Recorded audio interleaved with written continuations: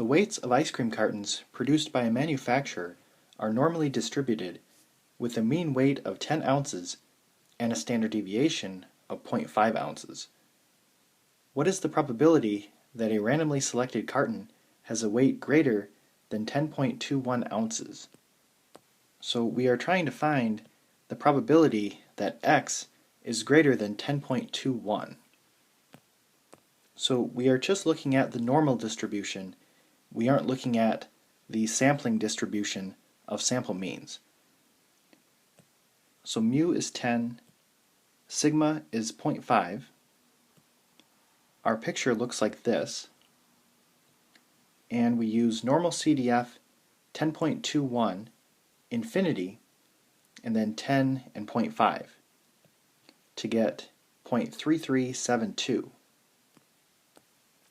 Part B says you randomly select 25 cartons. What is the probability that their mean weight is greater than 10.21 ounces? So we are trying to find the probability that the sample mean is greater than 10.21. So on this part, we are looking at the sampling distribution of sample means. So we need to find mu x bar and sigma x bar.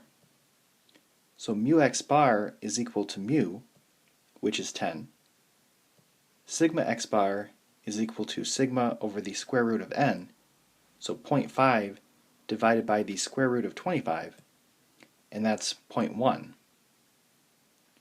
So our picture looks like this, and we want to type normal CDF 10.21, infinity, and then 10 and 0.1.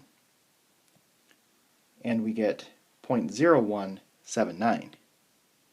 So the probability for x is very different than the probability for x bar.